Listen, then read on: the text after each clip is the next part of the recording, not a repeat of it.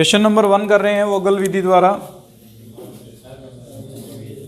16, 22, 14, 19, 13, 28, 12, 19, 8, 10, 15, 17,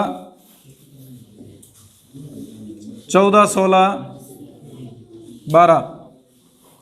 अब इसकी पेनल्टी को अब देख लीजिए। पहले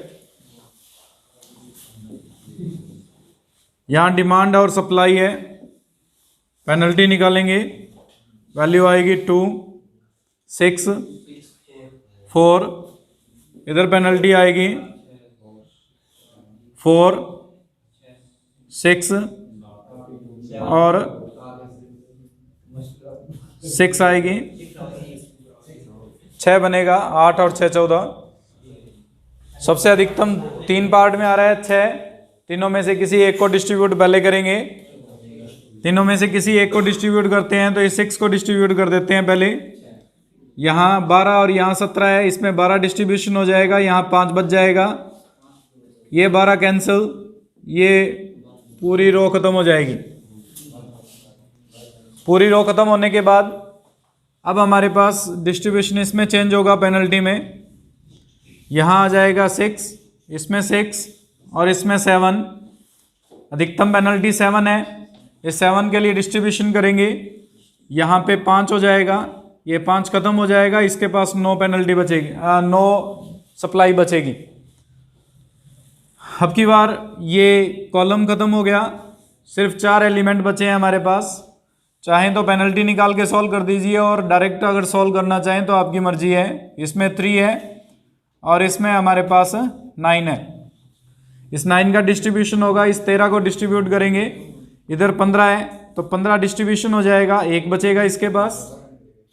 फिर 16 के पास हमारे पास इधर 9 बचा हुआ है तो ये 16 के पास 9 डिस्ट्रीब्यूशन हो जाएगा और 1 इसमें बचा हुआ है जो 22 के पास डिस्ट्रीब्यूशन हो जाएगा। ये सारे डिस्ट्रीब्यूशन या सप्लाई जो है वो कंप्लीट हो जाएगी।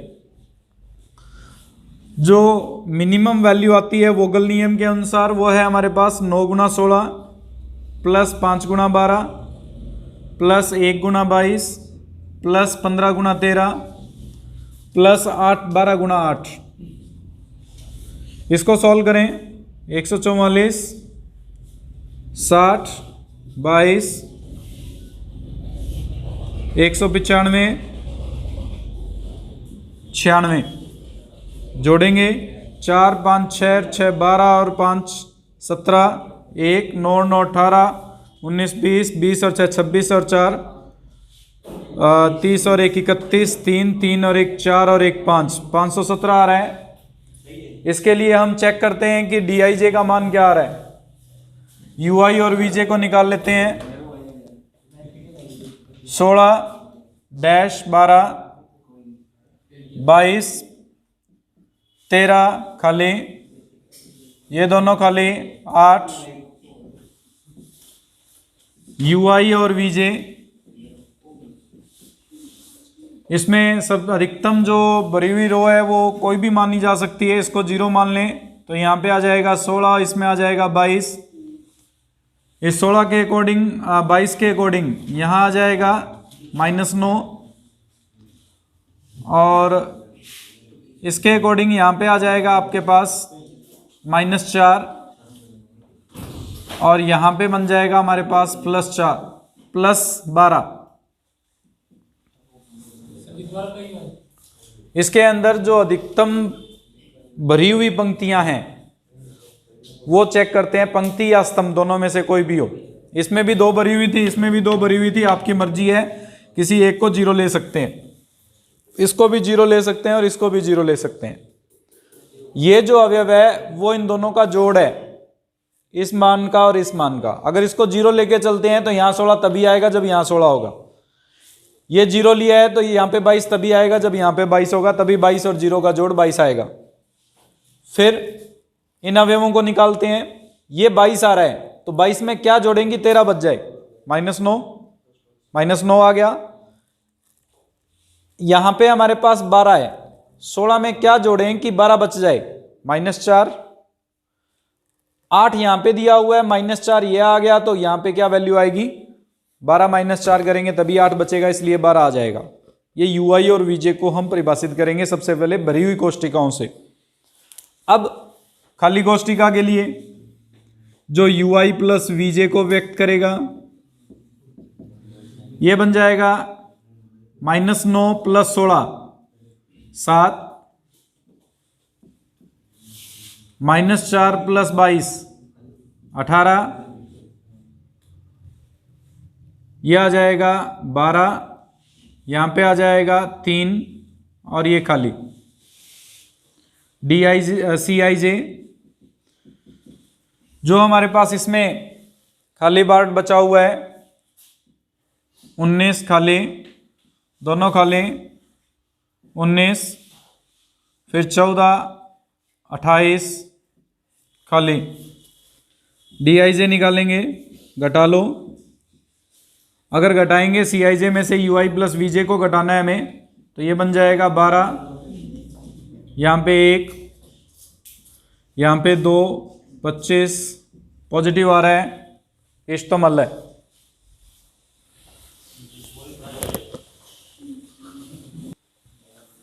तो वोगल विधि से हल करने के लिए पेनल्टी निकालते हैं सबसे पहले। इसमें पेनल्टी, यहां पेनल्टी बन रही है, कितनी होगी 21, इसमें पेनल्टी, यहां पेनल्टी और इसमें भी। इस तरफ पेनल्टी निकालेंगे 9, इसमें पेनल्टी 10 और इसमें पेनल्टी 12। अधिकतम पेनल्टी 22 आ रही है, मिनिमम एलिमेंट 8 आ रहा है, ये 8 डिस्ट्रीब्यूशन हो जाएगा इस तरफ, इसमें 10 बच जाएगा, ये कॉलम खत्म। इस तरफ की पेनल्टी फिर से निकाल लेते हैं,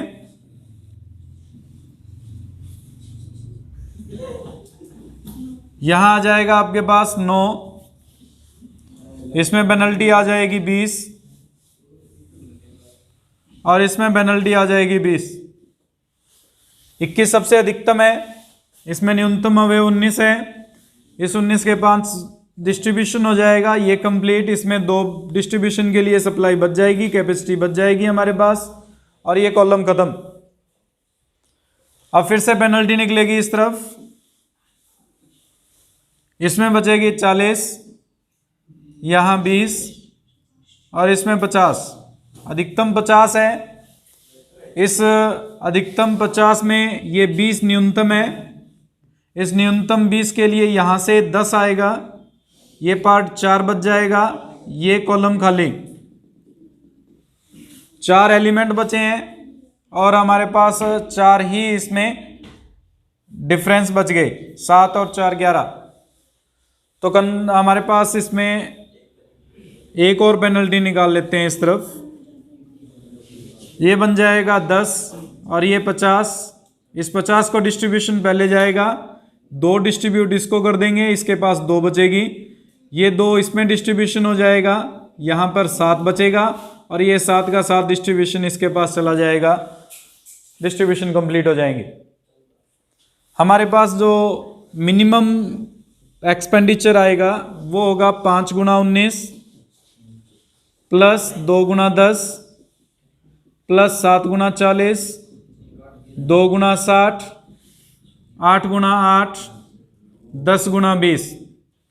इसमें बनने थे 4 और 3 7, 7 - 1 6 उत्तर आने चाहिए थे, 1 2 3 4 5 6 उत्तर आ रहे हैं। अगर इसको हल करते हैं तो ये वैल्यू बन जाएगी आपके पास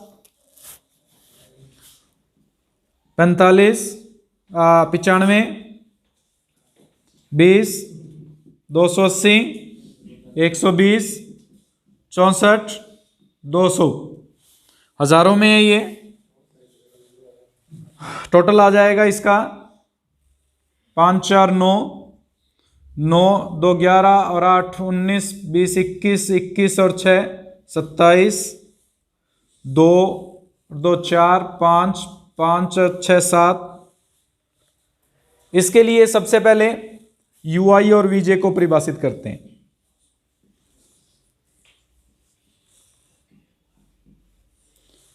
जो भरी हुई कोष्टिका है सिर्फ उसको लिखेंगे 19, 10, 40, 60, 8 और 20। सबसे ज्यादा भरी हुई कोष्टिका जो भी हमारे पास कॉलम या जो रो है वो सबसे ज्यादा भरा हुआ है उसको लेके चलेंगे। इसमें कॉलम पूरा भरा हुआ है, इसको जीरो लेते ही हमारे पास इसकी वैल्यू आ जाएगी 10, 60 और 20। अगर ये 60 लेके चलते हैं तो ये 40 तभी आएगा जब यहाँ पे -20 होगा। ये 8 लेके चलते हैं तो ये 8 तभी आएगा जब यहाँ पे -12 होंगे। और ये 19 लेके चलें तो ये तभी आएगा जब यहाँ पे हमारे पास कितना हो 9। 10 और 9 19। UI प्लस VJ की टेबल बनाएंगे।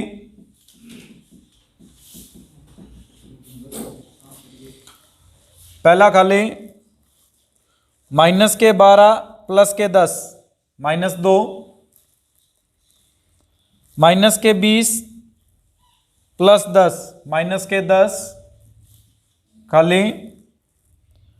9 प्लस 60 69, -12 प्लस 60 -12 प्लस 60 50 48 दोनों खा लें। 9 प्लस 20 29, ये खाली हो जाएगा। इधर आ जाएगा -20 प्लस 20 0 और ये आ जाएगा आपके पास खाली। UI plus VJ। DIJ निकालेंगे। CIJ पहले। CIJ का मतलब जो खाली कॉलम्स हैं उसको लिखेंगे हम। यहां जाएगा 30 50 खाली, 70 30 खाली, 40 70 खाली। DIJ निकालेंगे। CIJ minus UI plus VJ। अगर हम इसको घटाते हैं CIJ में से इस पार्ट को, ये खाली आएगा। 30 में -2 करेंगे तो +2 हो जाएगा 32। 50 में से 10 घटाएंगे तो 60 आ जाएगा। 70 में से 1, 30 में से 48 घटाएंगे तो -18। ये दोनों खाली पार्ट है हमारे पास। 40 में से 29 घटाएंगे 11, ये खाली 70 और ये खाली। एक मान माइनस में आ गया।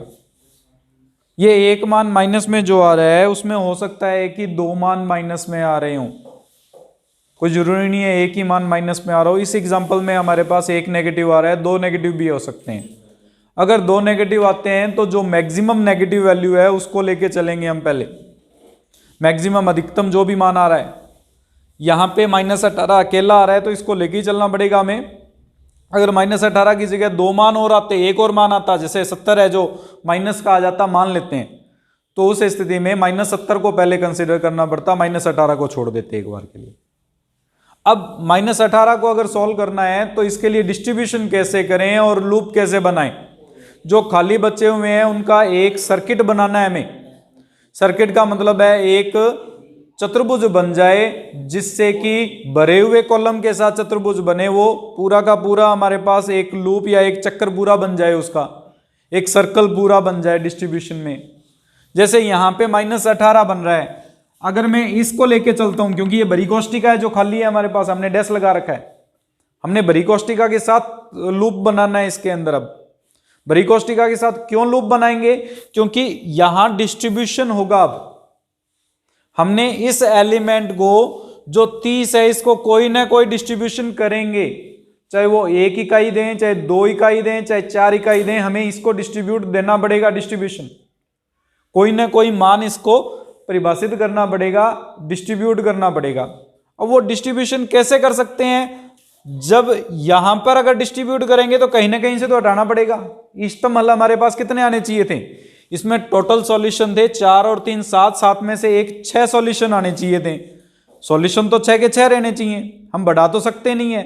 अगर नहीं बढ़ा सकते तो जैसे एक हमारे पास सर्कल बना रहे हैं, इस प्रकार से सर्कल बना रहे हैं कि अगर एक को डिस्ट्रीब्यूट कर रहे हैं तो कहीं ना कहीं से तो कम करना पड़ेगा उस माल को। वो कहीं ना कहीं से कम करने के लिए एक सर्कल पूरा कंप्लीट होना चाहिए। अगर मैं इसको देता हूं, ना तो इसके ऊपर कोई सर्कल है ना इसके नीचे कोई पार्ट आ रहा है जिससे हम वापस ले सकें, तो ये लूप हमें ध्यान देना पड़ेगा कि किस प्रकार से लूप बनता है। अगर लूप बनता है तभी ट्रांसपोर्टेशन प्रॉब्लम सॉल्व हो सकती है, वरना ट्रांसपोर्टेशन प्रॉब्लम सॉल्व नहीं हो सकती। -18 इससे डिस्ट्रीब्यूशन हो जाए, ये पार्ट और ये पार्ट एक रेक्टेंगल बना रहा है, एक चक्कर पूरा कर रहा है। यहां पे कुछ डिस्ट्रीब्यूट करेंगे, इसमें से वो कम कर देंगे, सप्लाई की पूरी हो जाएगी। जितनी सप्लाई, जैसे मान लो 2 इकाई इसको दे दी हमने, तो 2 इकाई इससे कम कर देंगे, इसमें से 2 इकाई बढ़ जाएगी, क्योंकि 2 इकाई इसकी कम की है तो इसमें बढ़ेगी डिमांड। और इस पार्ट में क्योंकि इसको 2 इकाई दी है हमने तो इसमें कम हो जाएगी।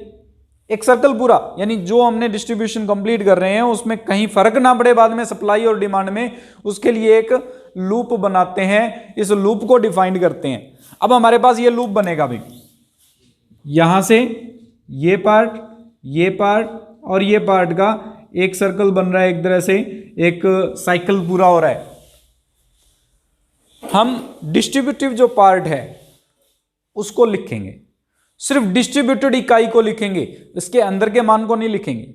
डिस्ट्रीब्यूट कितना किया था हमने, जैसे डिस्ट्रीब्यूशन इकाई में हमारे पास ये पार्ट आया था, यहां 5 इकाई दिया था हमने, ये दोनों खाली थे, इसको 2 इकाई, यहां पर खाली, इसको डिस्ट्रीब्यूट करना है हमें, तो मैं एक बार छोड़ रहा हूं इसको खाली, ये 2, यहां पे खाली, ये 8, ये 70 का खाली हो जाएगा, और यहां पे 10 डिस्ट्रीब्यूट किया था।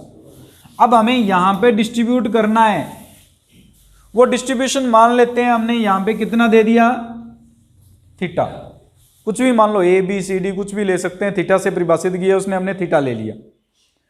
अगर यहां पे थीटा डिस्ट्रीब्यूट किया है तो इसमें से थीटा कम हो जाएगा, यहां पे थीटा जुड़ जाएगा, और यहां पे थीटा कम हो जाएगा।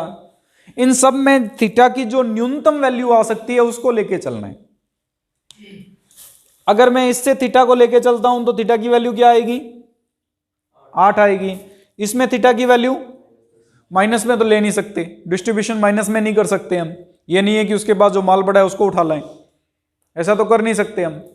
और इससे थीटा की वैल्यू 2 आएगी, ये थीटा 0 ले नहीं सकते क्योंकि इसको तो डिस्ट्रीब्यूट कर ही रहे हैं, तो मिनिमम थीटा की वैल्यू कितनी हो रही है, हम थीटा की वैल्यू 2 लेके चलेंगे।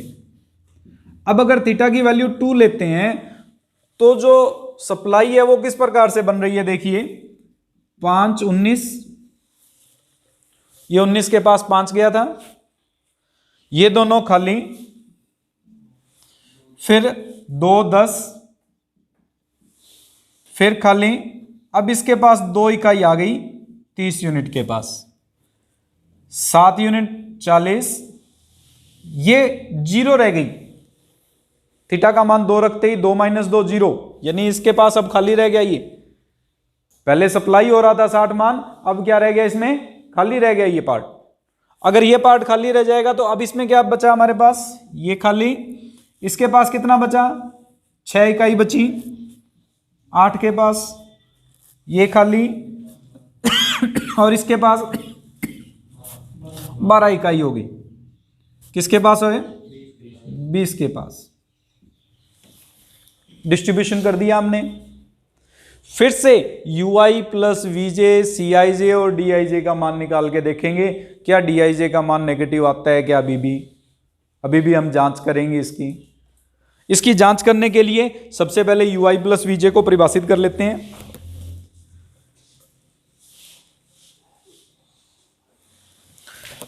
जो भरी हुई कोष्ठिका है उसको फिर से लिख रहा हूं मैं,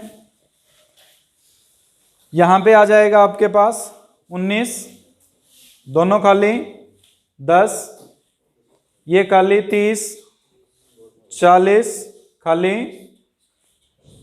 41, 28, खाली और 20। इसमें यहां पे हम लिखेंगे UI, इसमें लिखेंगे VJ।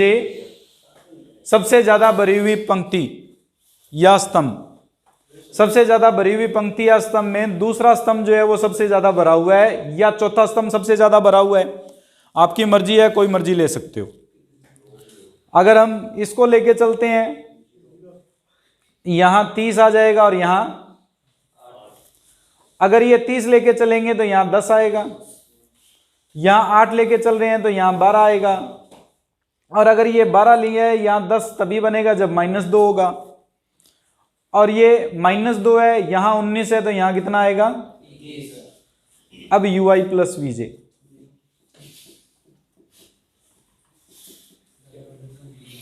ये खाली 0 में -2, -2, 10 में -2, 8, ये खाली 21 में 30 जोड़ेंगे 51, ये दोनों खाली 12 में 30 जोड़ेंगे 42, 21 में 8 जोड़ेंगे 29, ये खाली 18, ये खाली DIJ, CIJ, पहले CIJ का मतलब हो जाएगा हमारे पास, ये खाली होगा, इसमें 30 आएगा, ये 50, ये हमारे पास खाली 70, ये दोनों खाली, फिर आएगा 60, फिर 40, फिर खाली 70, फिर खाली। DIJ निकालेंगे, इसमें CIJ में से UI प्लस VJ घटाएंगे, 30 में से -2 घटाएंगे 32, 50 में से 8 घटाएंगे 42, 70 में से 51 घटाएंगे 19, फिर दोनों 60 में से 42 घटाएंगे 18, 40 में से 29 घटाएंगे 11, 70 में से 18 घटाएंगे तो 42 या 52 आएगा, और ये खाली सारे पॉजिटिव आ गए। अधिकतम मान को, मिनिमम वैल्यू को रिप्रेजेंट करेगा। अब मिनिमम वैल्यू क्या बनेगी इसमें? 5 × 19 plus 2 × 10 plus 2 × 30 plus 7 × 40 plus 6 × 8 plus 12 × 20, ये हो जाएगा 95 plus 20 plus 60 plus 280 plus 48 plus 240, 5 और 8 13, 1 9 और 1 10, 11 12 और 6 18 और 8 26, 26 और 4 30 और 4 34, 3 3 और 2 5, 5 6 7। पहले आ रहा था जो मान वो 789 था, अभी 743, ये इज्तमल है हज़ारों में। ये एक इकाई का उसने 1000 रुपये पहले से दे रखा था, तो उसके अनुसार जो इसका मान आएगा वो हज़ारों के अंदर 743, और जो डिफरेंस है अधिकतम बचत जो होगी वो 257 रुपये की है।